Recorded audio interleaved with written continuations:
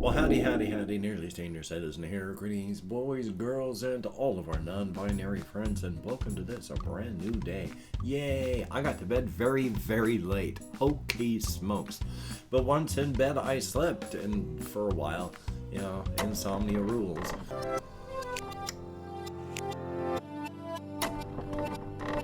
It is kind of grayish outside, but I don't know if it's going to be overcast. It was very chill last night.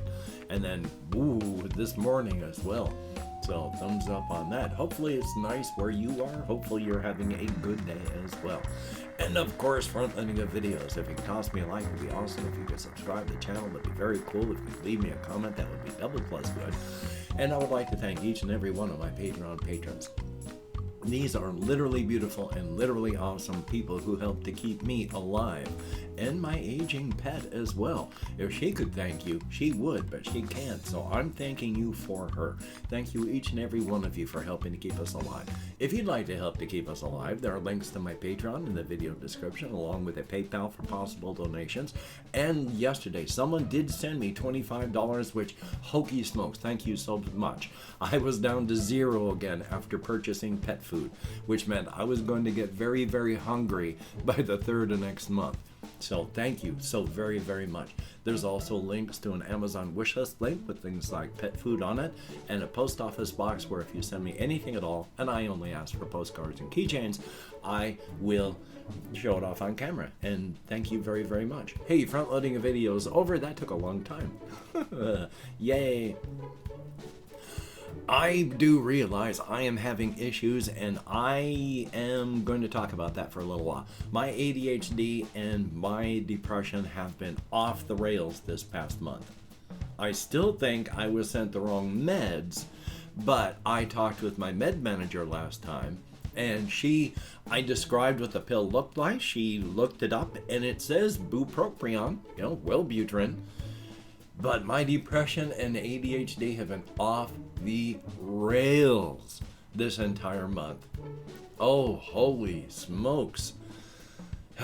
So, yeah, I've been super time blind and just unable to focus like I would like to.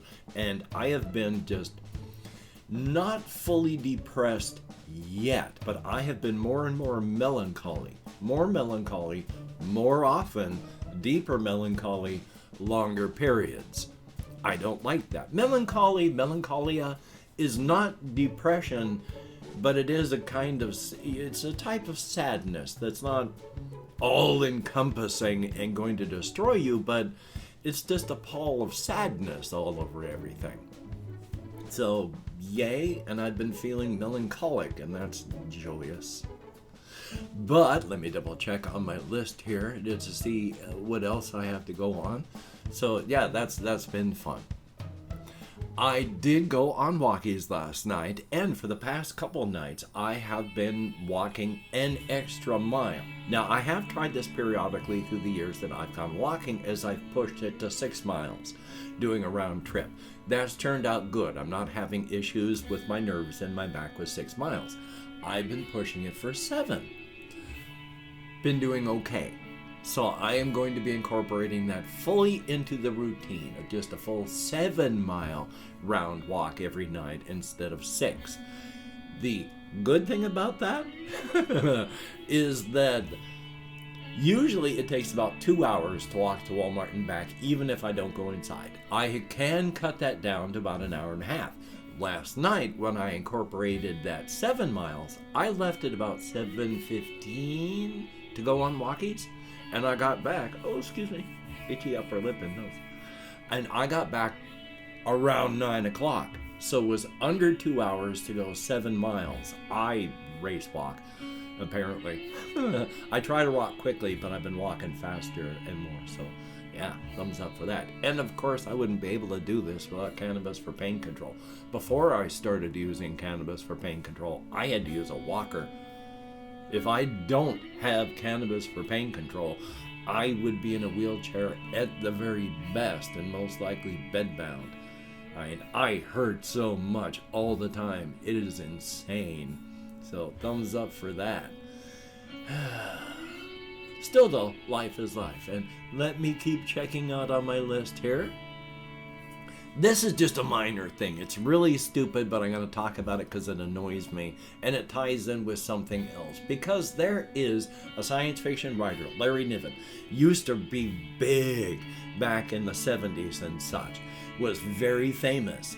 Has written a lot of things that still have an impact now. You just don't know that it was him that did it. One of the things that there's sayings that used to be famous for the author, like Robert Heinlein with his book The Moon is a Harsh Mistress, got really popularized the TANSTAAFLE, there ain't no such thing as a free lunch. And that was big culturally back around that time. Same thing with this book. Oh, try and remember what the hell I'm talking about again. Yes, Larry Niven. One of the things that he came up with, well, he didn't come up with it, but just it popularized. You know how when you drop something, it's going to land butter side down, or if you're swinging something over, you knock it over and it spills where it shouldn't? You see all these videos of people who throw a basketball, turn around, and it bounces off something and comes back and whacks them in the back of the head. The perversity of the inanimate tends towards the maximum. And that, oh my God. Yes, here's a bunch of annoying things that have pissed me off about that sort of thing.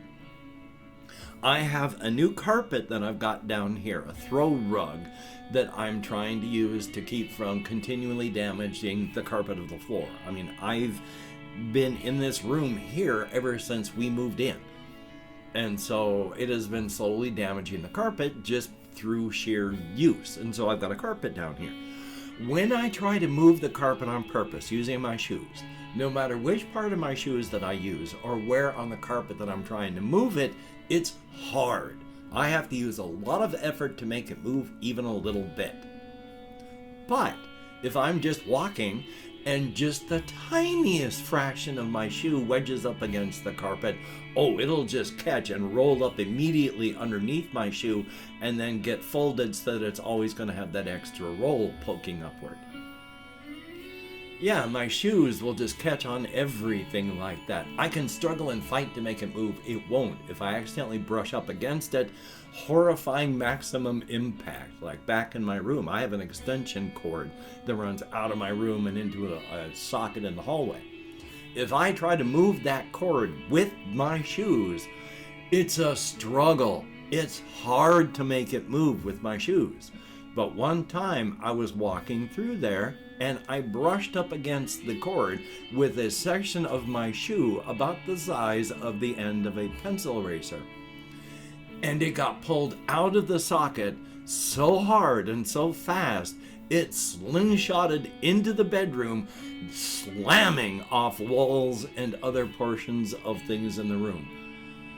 Just from a whoop and wham! So that's always fun. And yes, the last thing about computer things. I have various programs, like Wondershare's Filmora. If I hit the close button, that'll be fine and the thing will close. If I tell it to open up a folder that I want, I try to wait until it opens the folder so I can close the program. If I wait 30 seconds and then click the close button, not 30 seconds, if I wait like 3 seconds with nothing happening, and then I click the close button, between my finger getting the nerve signal to press and the actual click happening, 3 seconds nothing has been going on. During that 0.25 seconds, that's when the window suddenly pops up directly underneath the cursor where boink, that window closes. Just happened to be there, and I have had the cascading monument of errors where I do that. I try to click on something where I've been waiting 5 seconds for something to happen. So finally I go okay, and I click somewhere on the other program to make something happen. And that's when the window pops up and happens to have a button underneath it. So that starts another process going where another thing pops up. But once I realize it, because the window goes flash like that, as suddenly I've clicked on it, because it shows up between my clicking and before it clicks. So I go, oh my God. I go over to this section of my blank desktop to click to get the focus away so I can start shutting it down. That, of course, is when, after, swing my arm over, go to click on the button, nothing's showing up. That, of course, is when it does show up on the desktop, and click. Now another process is starting because there was a button underneath there. Oh my God, the perversity of the inanimate tends towards the maximum. Yay. And of course, with my ADHD and depression raging out of control, and where I am on my personal autism spectrum, routine and habit are important to me. When I get stressed out, I need routine and habit. When I'm even feeling good and my routine is broken, I don't feel good. That just ruins my day. And, now that I know that this is why this happens, at least I understand it. There's not much I can do about it. I mean, it's like, now that you know why you can't walk up the stairs, you're missing a leg and then you're in a wheelchair, all you have to do is just get up out of the wheelchair and walk up the stairs. No, unfortunately, it doesn't work that way. But with the stresses of trying to do things on YouTube and such like that, because like I say, I'm not worried about the money of YouTube, because I'm lucky if I get paid once a year from YouTube. I just want people to see my stuff and be entertained by it. But the way I struggle these days to sometimes, I usually break 100 views in a couple days. But just a couple years back, I was getting 400 views on a video, and a couple years before that, it was 1,000 and some odd views on the video. And now, well, I'll go through a day where there's like 50 views, and it might get closer to 100 by the next day. So these are stressors, which makes me need to cling to routine more, which makes me more unable or less able to be flexible enough to change things to hopefully be recommended by YouTube again. Now, I know that's not going to happen. According to YouTube, my channel's dead, and I understand that. But it's got that slow trickle, and I'd like to at least keep that. But with my need for routine and the stress of falling views, that makes me less able to change, which makes it more likely that there'll be more falling views, which increases the stress, which makes me need to cling to routine more, which makes it harder to change. Here's a spiral going on with me. Hopefully I can get through all this month and some. Yay! Now, I've also got this last thing that also ties in with creative stuff. Slice of life versus narrative timelines. Well, I have never done slice of life before. The only reason I'm doing slice of life stuff right now for my Razor's Edge, Inside, Outside, and Cryptid World stuff is because that's the best way I can see to do the story.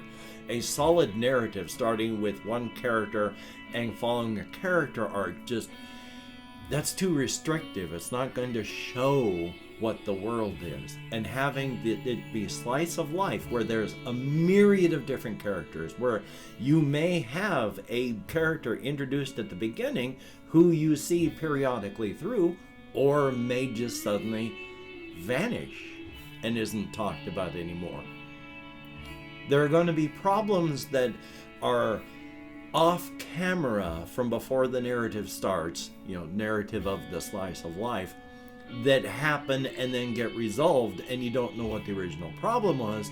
There are going to be problems that begin and then aren't resolved before the narrative ends, and there are going to be things that happen in the middle where they either do come to a narrative end or they don't. It's all slice of life stuff. No real overarching story, except there is a meta overarching story.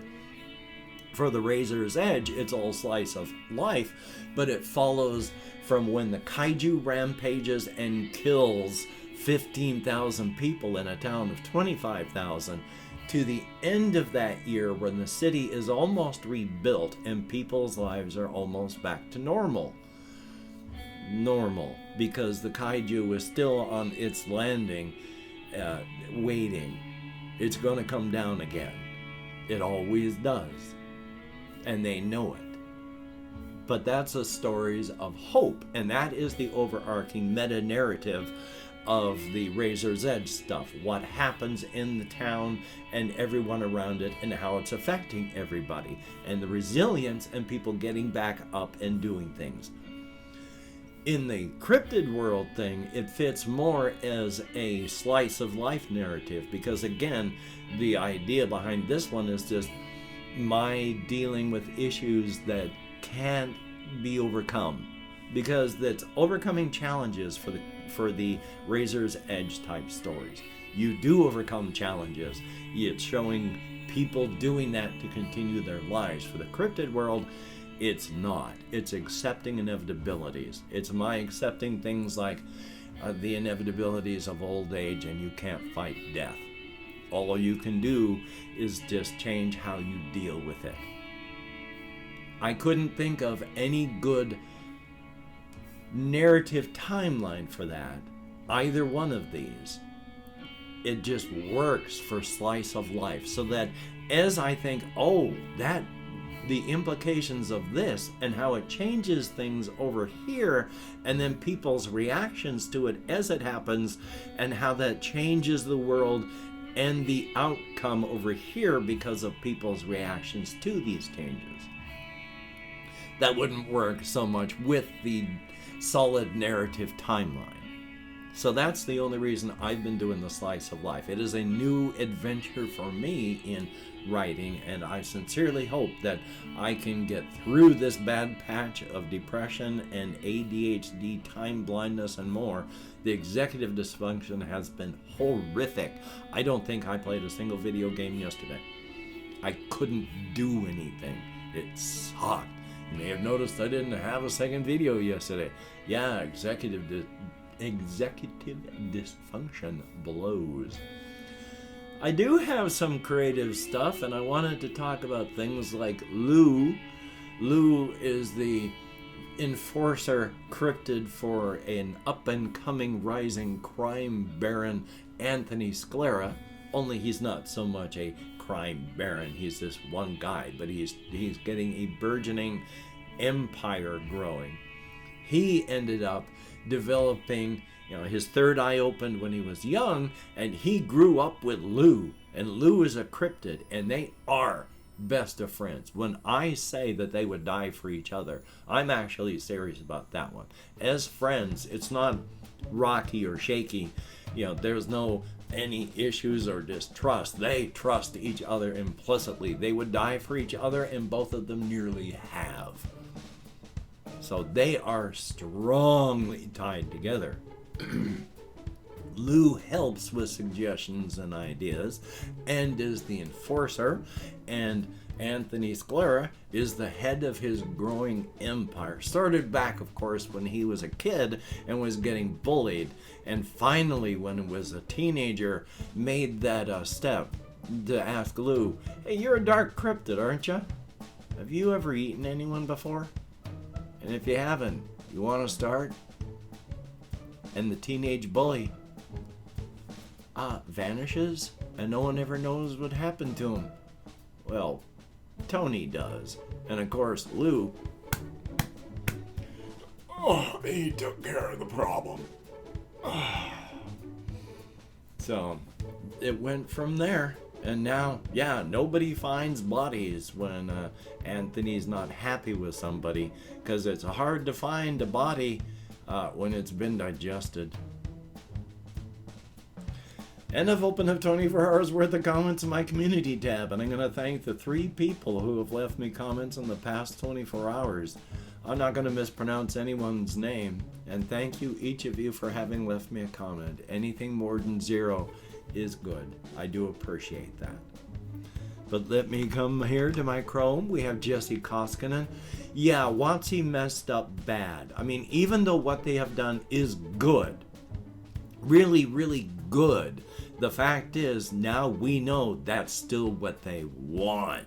They backed off now, But the fact that they were at the door with the weaponry, yeah, they went away. They can always come back. And then, of course, there's Floramu. Thumbs up. Thank you very, very much. Greatly appreciated. And there is Chris. Thank you very much. And, yeah, thank you very much. Everybody that left me a comment in the past 24 hours. It is appreciated to no end.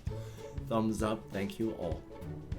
Well, with my ADHD and my depression out of control, hopefully I'm going to get like a recording done. I still want to do D100 Dungeon to continue that series, at least for one more game.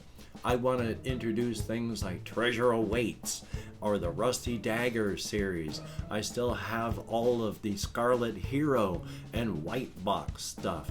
There is a ton of stuff I want to show you, and hopefully I can get that done, as well as do 4 Against Darkness only using the online tools. You still need to purchase, 4 Against Darkness, and it's not an online thing. You're just searching up a dice roller, you're searching up a mapper, you're just using your programs to write stuff down on for note keeping, but you can do it on any machine, so thumbs up. So until we meet again, well, I gotta do this part. If people are getting sick, please take precautions. If people are getting hurt, please take precautions. If you're out walking and you hear that bus horn, the bus with your name on it, you're gonna die, so hopefully you made a will. So now, until we meet again, you take care. Have a great day today. I will see you on the flip side, and that is indeed a very good thing.